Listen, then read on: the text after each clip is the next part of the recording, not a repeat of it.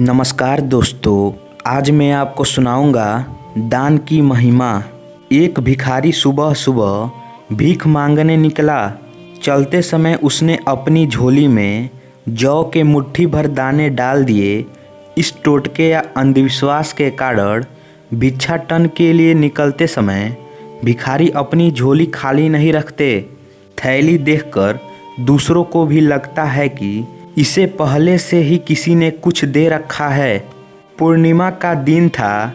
भिखारी सोच रहा था कि आज अगर ईश्वर की कृपा होगी तो मेरी यह झोली शाम से पहले ही भर जाएगी। अचानक सामने से राजपथ पर उसी देश के राजा की सवारी आती हुई दिखाई दी।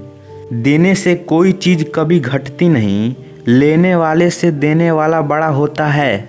भिखारी खुश हो गया। उसने सोचा कि राजा के दर्शन और उनसे मिलने वाले दान से आज तो उसके सारे दरिद्र दूर हो जाएंगे और उसका जीवन संवर जाएगा। जैसे जैसे राजा की सवारी निकट आती गई, भिखारी की कल्पना और उत्तेजना भी बढ़ती गई। जैसे ही राजा का रथ भिखारी के निकट आया, राजा ने अपना रथ रुकवाया और उतरकर उसके निकट पहुँचे।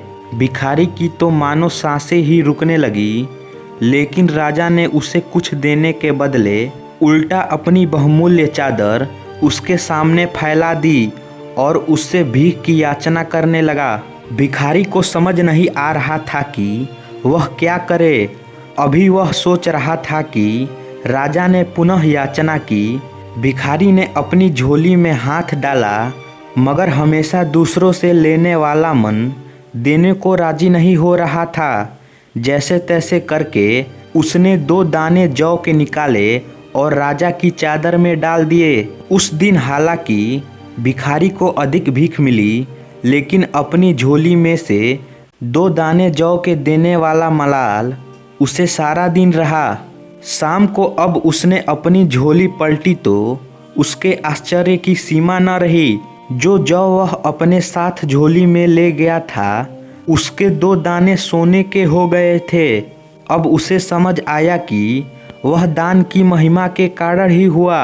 वह पछताया कि काश उस समय उसने राजा को और अधिक जौ दिए होते, लेकिन दे नहीं सका क्योंकि उसकी देने की आदत जो नहीं थी।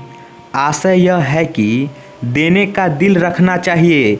इससे आत्मिक संतुष्टि भी मिलती है और किसी की सहायता भी। तो दोस्तों, आशा करता हूँ यह कहानी आपको अच्छी लगी होगी, तो इसे लाइक करें और हमारे चैनल को सब्सक्राइब करें। धन्यवाद।